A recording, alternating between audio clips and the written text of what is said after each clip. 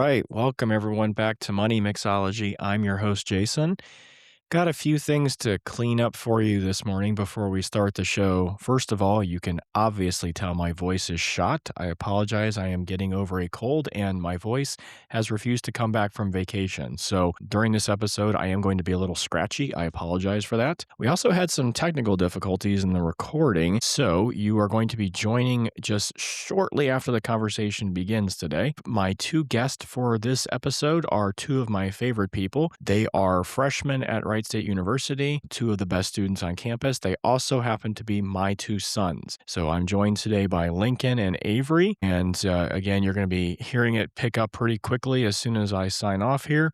So the first question I asked was a question to Lincoln about what it was like to be raised in a household where the topic of money was commonly discussed. I hope you enjoy. And again, thanks for joining. Okay. I would say that it definitely was never a sensitive topic or anything that was a harsh thing or anything we really worried about in the sense that we kind of had it under control. I would also say that it was a really good teaching lesson. I'm really blessed to have the opportunity to even learn it at that young age.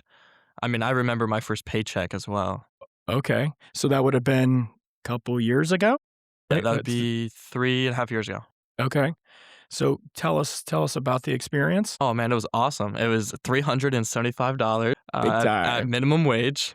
And I think I spent it all before my next paycheck even hit. I thought I was going to take my family out to dinner. I was going to buy a new car. The world was ahead of me. Yeah, that's I think you probably quickly learned $375 is It got me a couple things at McDonald's. that's right. Actually, the restaurant you work at is not the cheapest place in the world, so $375 is not going to get you too far. Yeah, no, it will not. Maybe a couple fish and chips. Okay.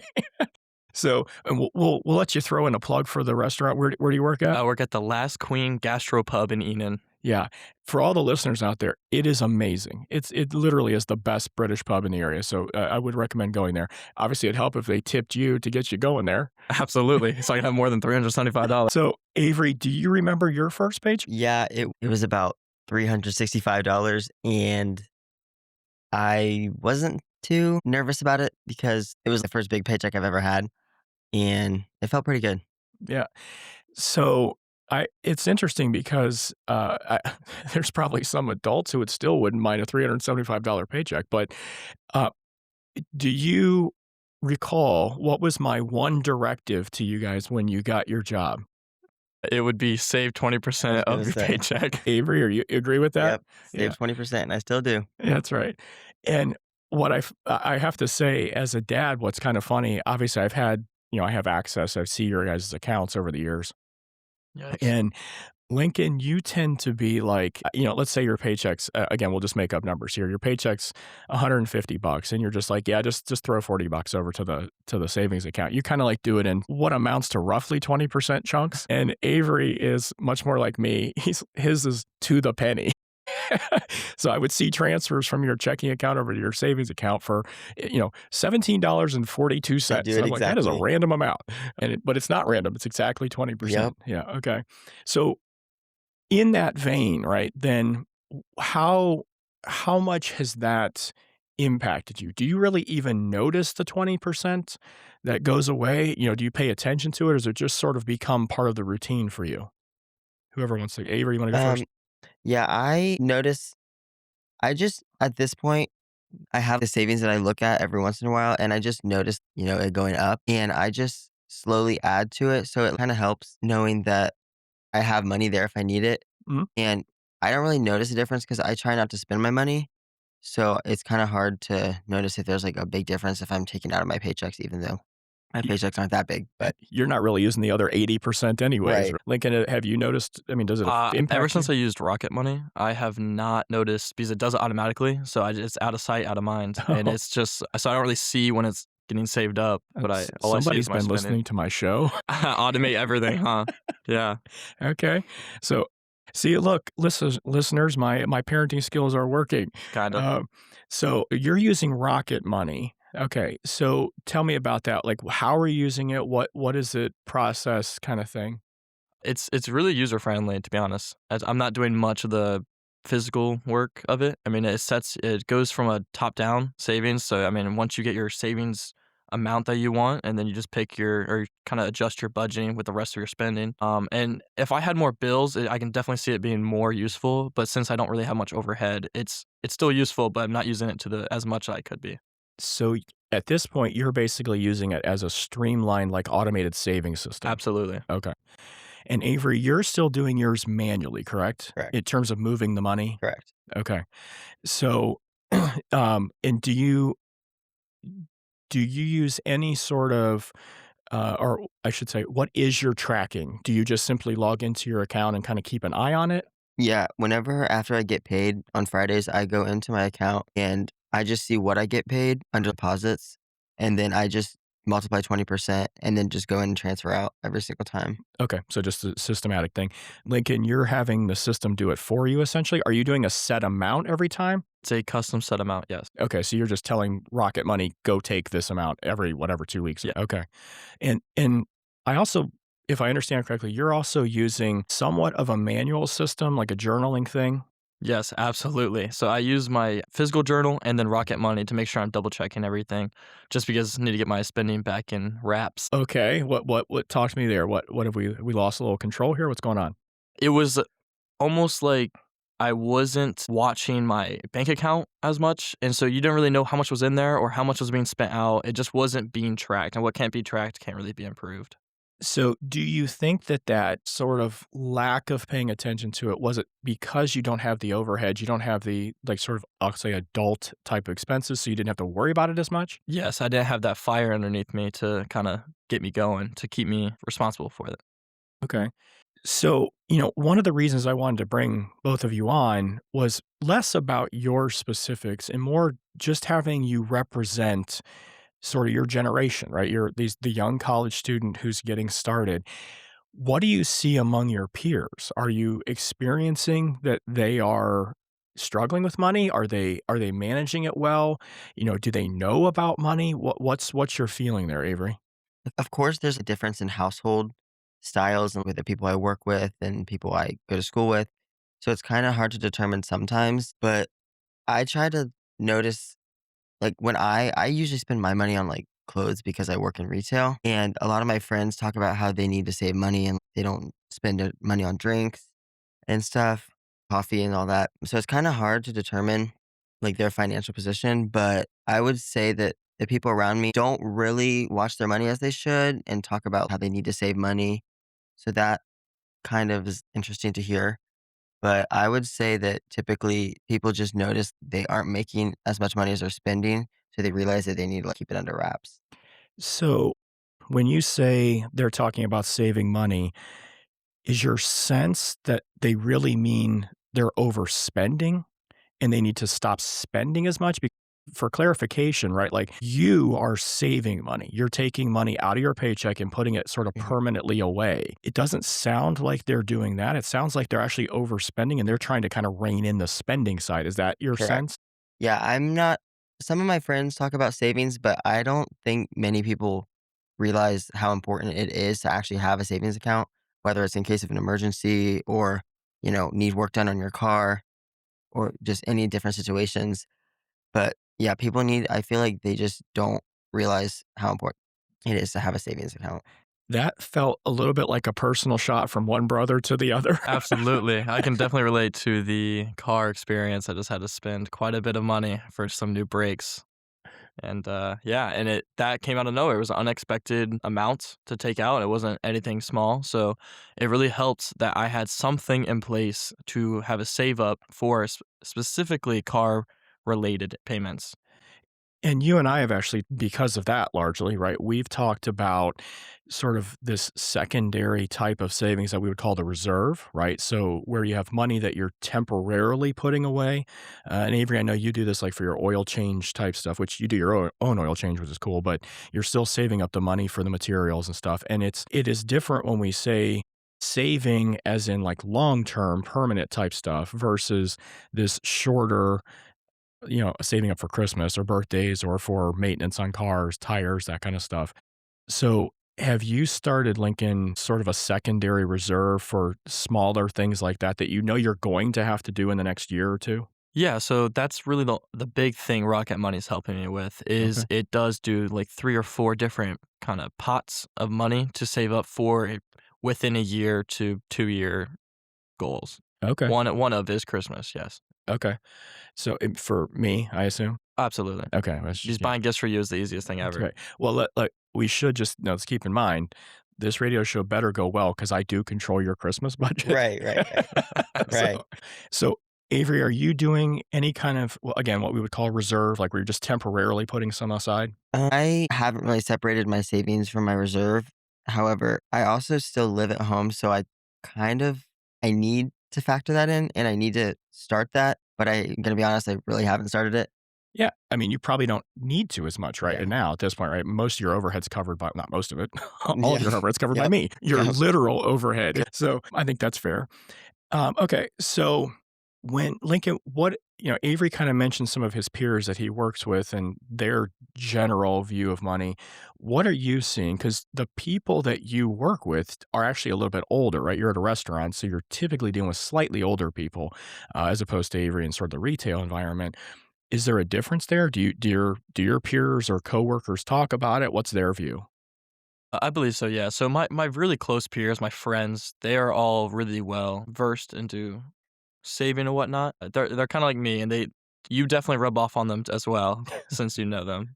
But at work with my, with my coworkers, the older ones, it's a weird perspective because they're talking about mortgages, they're talking about how their investments are going for their retirement, and, I mean, we don't offer a 401k, but they have different alternatives to their retirement funds, and it's very bizarre because it's different stages of life. And I would say half of them are pretty content with their financial situation. Honestly, around half of them are also wanting to get out of the hole they're in. Wanting something more. That would tie in pretty good with our sort of statistics across the country. I mean, you have 60 some percent, 67, 68% of Americans are paycheck to paycheck. So that makes some sense. It probably is interesting, I would think, for you as an 18-year-old who candidly, is probably far ahead of your peers financially, to be listening to adults somewhat struggling sometimes and being like, "That's a little odd," right? Like, does it just seem strange? You're like, I know more about that than this adult. How does this make sense?" It really is a shock, and it's so unfortunate too because it's just where how you started. I mean, not everyone starts at the same start line for the race, and it makes me even more grateful that I do have the knowledge, and I'm still learning the knowledge to better spend. Yeah. I can agree with that one. It's I couldn't imagine the difference, like, being able to go home and be like, "What do I do with this, like, financial situation?" And be like, "Oh, let me just go ask my stepdad. What do I do?" And it just, like, gives me peace of mind being able to, like, know what to do. Yeah, I think that's, we're gonna take a short break here, but when we come back, that's part of what I wanna dig into with you boys is how amazing I am. More just kid No, I wanna It'll be a touch short on session. It'll be a short session. that's right. But no, I wanna touch on sort of your perspective of kind of what Avery mentioned, how helpful it is to just have a resource, whether it's a parent or whoever. And do you think that many of your peers have that type of resource? So we'll touch on that in a little bit. Again, this is Money Mixology on WWSU. We'll take a short break and we'll be right back.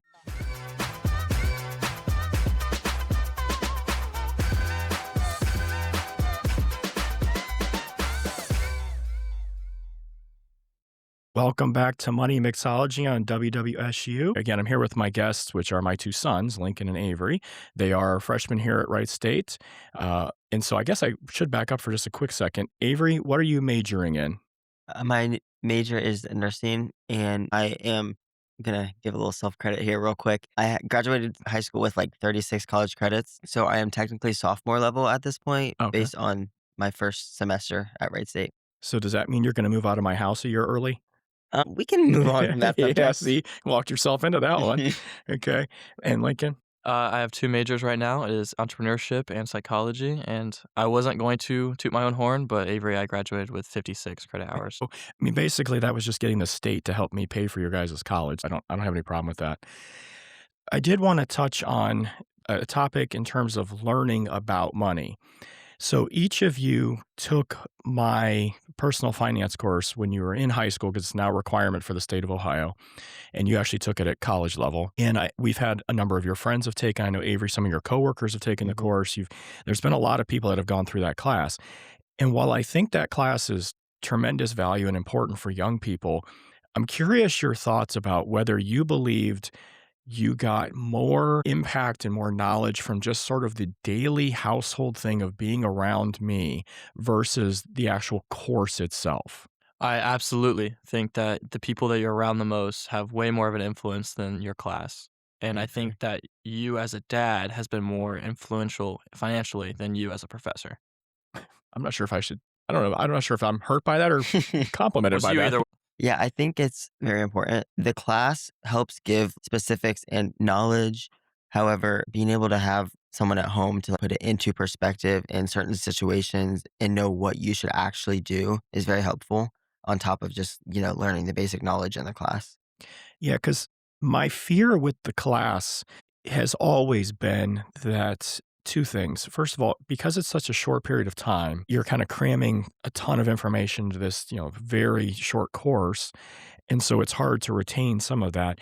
The second piece is that a lot of the stuff that we try to teach you in that class is not things that you necessarily have exposure to in your daily life. Yeah, we're talking about mortgages and some of the estate planning and, those kind of things that really probably don't impact 17, 18, 19-year-olds. And so that's always sort of the argument that we're trying to weigh there. Was that sort of your experience? Yeah, for me, yes, because I was either junior or sophomore year, and we're talking about mortgages and retirement plans and all this and whatnot. And it was definitely not for my stage of life at the time. If I was to make any change, it would just be more about the budgeting because I feel like that's what most of the people my age and my peers and whatnot really struggle with is the actual saving money for certain things and putting money aside and making a budget for your bills, expenses, all of that. Avery? Yeah, I can agree with that. Just something based on like where I work, all my friends and talking about some of them have car payments, some of them like have a farther drive, so they have to pay for gas and all those different expenses. And especially not living at home, like having to live on your own, it definitely like takes a toll on where you need to spend your money. Yeah, so I mean, Lincoln, I like your perspective on trying to perhaps beef up the budgeting side of it. I'm curious if you, as you went through the course, so obviously you guys are kind of aware, my perspective on finance is far more to the psychology side, right? I'm much more behavior based, much more habit based. And it's one of the reasons that I think you, Lincoln, keep mentioning this idea of automating the savings for different things, breaking it apart and saying, I'm saving for this, I'm saving for this, I'm saving for this because I think that's part of the skill of learning how to properly budget is understanding how to bucket out your money and then also sort of Avery's the poster child for like then activating it, right? Just Mhm. doing the exact same thing over and over and over again. So within the course that you took, do you remember some of the behavioral stuff? Not, I'm not saying specifics, just do you remember going through that part of the topic? I do. I do. And I would say that it was already being taught from at home from you. So the people that are more influencing me on the dad side of things. And I would also say that the savings portion has always just been my biggest struggle with not just saving in general, but with roping in all my spending and more so tracking it, which I feel like is the first step, maybe. For sure. I mean, you are someone who likes to work out and eat pretty healthy. You track your macros, all that kind of nonsense. And I often make the sort of correlation that working out is very similar to budgeting, right? It's the same thing. You have a certain amount of calories you can use in a day, right? If you work out a little bit more, you get some bonus calories. Like it really ties a lot to the money side. So that part of it should be pretty natural for you because of the fact that you like to track the sort of nutrition side of things. I could not agree more with any analogy in my entire life. Tracking nutrition and your macros is exactly like budgeting finance. It's insane. I try to relate and when I talk about this topic to other people, either or, and vice versa, I'll use the other side of it to explain it. I also think it's interesting as a dad, when I sit back and look at my 2 sons, we'll get to your sister here in a little bit. We can all tag team on that one. Yeah. But when I look at my two boys, it's interesting because you guys are ending up in a very similar place when I see your financials, and I'm proud of both of you, but you do it in a very different way. Lincoln, you are similar to me in that I'm more of a spender, so I have to go make a lot of money to make up for that, and that's more your style. Avery, you're a dyed-in-the-wool saver, which Yeah. is excellent. I mean, you are great at saving. You're better than both your brother or I at saving. Right, right. And so I think it's interesting that Avery plays a lot of defense and Lincoln plays a lot of offense. I think it gives a perspective that you can meet the goal of building wealth sort of through either path. Right now, the idea would be to do both, right? So if Avery ends up with a really good income as a nurse, that'd be fantastic because he's already a good saver. And if Lincoln, if you can find a strategy for better saving, we'll say, or more, more abundant saving, your natural ability to earn income will just be multiplied. Oh, I have been asked specifically by your mother to ask about your IRAs. And this is what's funny is I'm not exactly sure what question to ask you here. So I'll just start with, you do know you have them, right? Absolutely. I know I have it, I just don't know much about it. Okay. So it's, for years and years, right? Yeah, we started with your stockpile. If you guys remember that account when you were like 13 or Yes. 12 or 13, something like that. Yep. Okay. Avery, when we started that stockpile, so for the listeners out there, stockpile is and it's an app you can get on your phone where you can set up a an investment account for children and you can buy fractional shares. So if you don't have to put a lot of money in because you can just buy pieces of stocks. And so for the boys and then their sister later on, we started these when they were very young so they could get used to it. What do you even remember about that stockpile account? I remember we would get, like, a weekly or a monthly allowance to put towards stocks. I remember going through and being like, "What company do you like the most? Let's go ahead and put a certain amount of money into this company and more into this one because I like this one more." Um, Yeah, you picked all the auto yep, companies. I sure did. Yep. Yeah. Okay, that's fair. Lincoln, you ended up, I think your first one was Nike. Oh, man. I think I told people I owned part of Nike after that. Well, you did. You Yeah, legally that's you true. did. I mean, that's important, right? So the reason I brought up the stockpile, it's just sort of a comical one because that grew into your IRAs, right? Once you guys got old enough, we transferred the money from that stockpile over to your IRAs. What I think is important, and this is the message I try to send to the listeners of the show, and I try to spread to other parents as much as I can, even if you don't necessarily know exactly how your IRAs work, you don't know exactly how the stock market works, would you be comfortable acknowledging that you're investors? Like, do you understand that you are an investor in a general sense? Yes, it's interesting to hear that, to know I'm 18, I'm an investor, but it gives me peace of mind knowing that, like, I own part of other companies, technically, as silly as that sounds, but it's interesting to know that, like, we're even able to do that, and that starts financial stability for retirement in its own. At 13. Right, Yeah, at 18, you're like a veteran at this point, right? right. I would say that it's a lot simpler than it seems, and it does definitely scares people away, like Roth, IRA, and you don't know what it means or what it does. But once it's automated, I know we've already talked about that, but once it's automated and it goes out of your bank account, you don't even see it. I mean, it's just not no longer there. You still know that you're making good money and that it's going where it needs to go, and you just don't touch it. And it racks up very quickly when you don't realize. Yeah, I think that it's the message that's so important for me as a dad. It's not that you boys or your sister do money in the way that I do, or you view money the way I do. What I think is important is that you view yourselves as money people, right? That you're capable of it, that you know how to handle it, that you, if you have questions, you know how to go get it, that the topic is not off the table. And I think that's what we've really tried to push in the household is that you understand it is important and it's a topic you should know. And so I guess my general question to you is that a true statement? Do you feel like at your age, given how old you are, that you are fairly comfortable with the idea of money and what it will take for your future? Very much so. Okay, so expound upon that for me a little bit if you can. Just being able to know what to do with my money, what depending on the amount that I have and make, if I have a situation I need, what do I do with this? Let me just go ask my stepdad, who happens to be a finance professor, and be able to help me with anything I need. It's just like very comfortable to know that anything that I need to be able to do with my money, I can figure out the proper way and like the best way to execute the plan. And do you think that after you graduate college and you sort of take your big boy job, do you have an internal comfort that that will continue? That you'll know sort of maybe even if you don't know the details right now, that you'd be comfortable figuring it out as you go? Yes, I feel like I have been set up for success, and knowing that the habits that I've created about saving, starting a reserve, IRA, and all the stockpile, that will continue. And I don't see myself moving away from that. Lincoln, you're kind of at a halfway point, right? So because you don't live at my house full time, you live sort of in an apartment part time.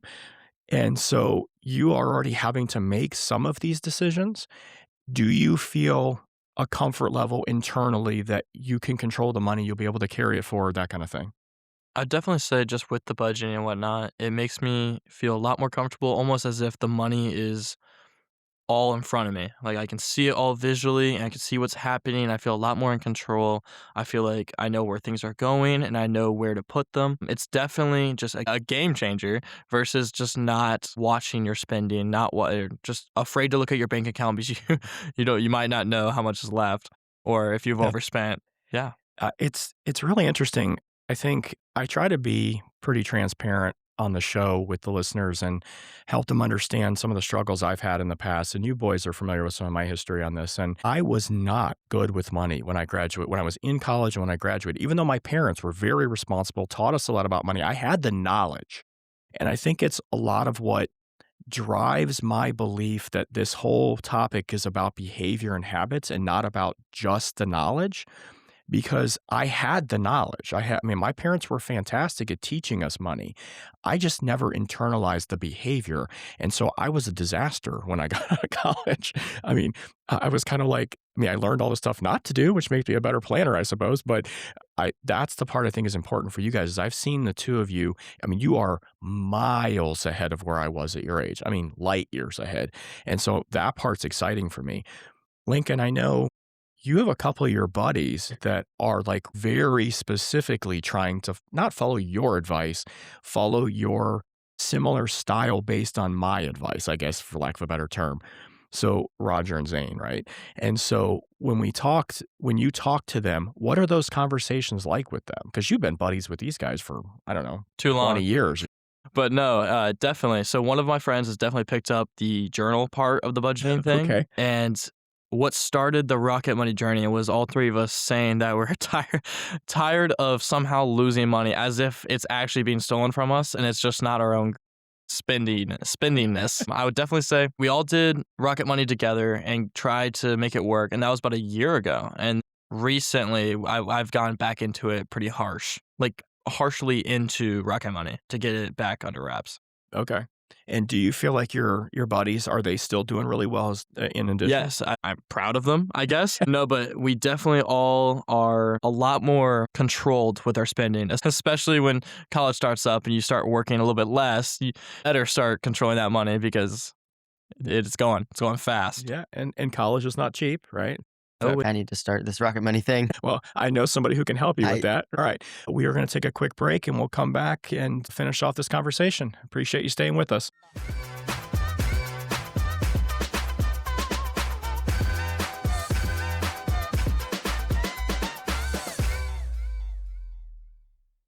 Welcome back. This is Jason, your host. I'm here with my guests, Lincoln and Avery, and we are having a discussion today, sort of having them represent the young college crowd and what they think about. I did want to touch on, guys, there's just sort of a reality that the two of you have lived with, which is that you come from divorced families. And so, with the understanding that mine is obviously better in every way, just kidding. But no, I just wanted you to touch on because this is a pretty common thing for a lot of your peers, right? I mean, there's a number of people in the country that are dealing with divorced families. Can you just speak to sort of not the specifics, but how it felt to have a difference of view and what was discussed and that kind of thing at each of the households. Yeah, I would say that the topic of finance itself and the teachings of it definitely somehow came from you. And then the other side of the family, it wasn't finance focused. It was more like not family focused, but it was sports and all these other sorts of things that just weren't finance because it just isn't a common topic to talk about in families. And I think every other family doesn't have a finance dad that happens to be the topic of most conversations between us. That doesn't necessarily mean that it's wrong. It's just how it is. And Yeah, and I think and I can speak specifically to your situation, Lincoln, obviously, with your mother being my ex-wife. Her and I had a number of conversations throughout your childhood that she sort of was comfortable with the fact that I would end up having those conversations with you because she knew it was the area that I was sort of versed in. And so I think she purposely and sort of intentionally took a little bit of a back seat in those discussions just because she knew she could. And she always sort of supported it, like, when you set up your IRA, she was on board with that, like, she was supportive of all that stuff. She just, for various reasons, decided, "Hey, it's just easier." She also is, as you mentioned, she's much more passionate about sports than I am. There were areas that she cared a lot more about, and I think what's interesting there is that that's how it plays out in many families, right? That you have certain topics that are just sort of the flavor of the family, and I think that's what leads in some cases to young adults who may not have as much exposure to money because even if their parents know a little bit about it, it's just not something they typically want to talk about. That I think plays out. Avery, what happened in your situation, or how did it play out, I suppose?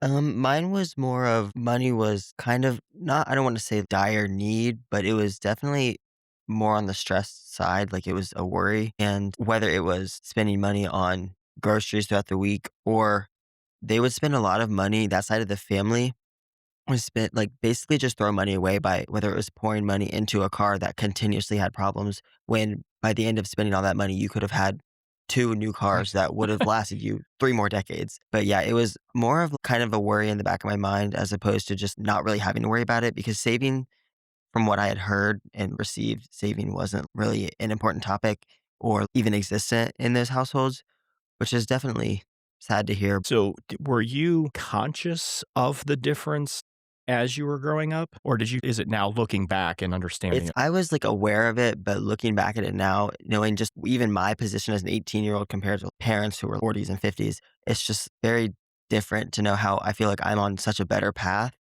at this point, which is I hate to say it, but it just feels good to be able to, know that I have more financial stability than a lot of adults out there. Just because, I mean, I've been set up for success and knowing what needs to be done and putting priorities straight, whether it's paying bills and eating as opposed to spending money on lawnmowers and just random accessories that you don't need. Yeah. I do wanna highlight for both of you boys that one of the reasons I am incredibly proud of both of you is not simply because of things I've taught you. Again, the knowledge is, while important, less important than the behavior. I mean, it comes down to the two of you are the ones actually doing it. I understand when you first started your jobs, I more or less required you to do the Yeah. 20%. I get that. But I haven't checked or required you guys to do that, at least not actively, for years. And yet you both still do it. And I think that's a testament to you guys building the habits and the behaviors, which I think is really important. I want to switch topics just a little bit because, again, I want you to represent your peers as you were. What kinds of questions do you get from your peers about money? What kind of questions do you hear out there? What concerns do they have? What is your generation experiencing that maybe we could address either on the rest of this show or at some point in the future I could perhaps address? how to get into investments, how to start a Roth, how to figure out how much they should be saving. I know it's some of them are quick Google search, but the more so it's almost overwhelming for a lot of people at my age, I feel like, and that's usually what I'm told is that it's just a lot, or they don't have that much money to make, like, income-wise, so that most of their 20% of their savings is still a large sum, and then the rest of it has to go to bills and whatnot, so I'd say that starting a Roth, budgeting correctly, all of those are definitely concerns and questions that have been asked Do or you heard. feel like they are comfortable asking for help, or do they just simply kinda wanna shut it down because it just seems like it's too much? No, I wouldn't say that they're uncomfortable with it, and I also don't think they're really asking for help. It's almost more so like, "Hey, I'm in this sinking boat. Are you also in this sinking boat?" Okay. So, how do you respond? I mean, Avery, is that your experience too? Do you get that same sense from your peers? Yeah, I mean, it's just also important to, if you don't have a savings, it's never too late to start now. And whether you have $10 to your name or $1,000 to your name, even just start a saving is a really good point, a starting point to set yourself up. And I just feel like some of my friends, they could be better with their spending habits, but also they realize and acknowledge that they shouldn't. But it's just actually being able to sit yourself down and say, hey, I need to be better about my savings because I have things that I need to spend my money on that are more important than buying clothes or buying drinks. Yeah, I think one of the things that I try to emphasize to the young people here at the college or anybody I give advice to, especially at your age, and this is, I think the two of you would sort of echo this out to your peers on my behalf, which is kind of what Avery was mentioning. It doesn't actually matter how much income you have, you can still save some of it because, again, it's building the habit, right? If you only make $100 a week at your job because you're a college student, I get that. And I understand the realities and the difficulties of that. But if you take that $100 and you even put $5 away, that, Lincoln, you've got this Rocket Money thing going, right? Where you've automated it. If you start with $5, then changing that number on the computer to $10, in 6 months from now is like no effort at all. And so really emphasizing to your peers that like start with anything. It doesn't matter because it's the habit you're trying to build. It's not early on, the dollars are, while they're nice, it's less important than the habits. Even for you two gentlemen, 20% of your paychecks is fantastic. I applaud you for that. And you guys have built up a nice savings account for yourselves. But you're both smart enough to recognize that that's still pennies versus what you're going to have when you have a real job. But if you've built the habits and the behavior to do it correctly, then it's no additional effort to do it when the income goes up. Right. And I think that's the really big key here. So, Avery, what other Lincoln mentioned some of the like the budgeting and the investment type stuff. Do you get any other, I'll say questions from your peers or maybe just complaints, comments, things like that? Um, my friends, they'll talk about not having money and stuff, and it's kind of hard for me to be like, I do. yeah, literally, I'd be like, sorry, maybe just try not to spend your money on things you don't need.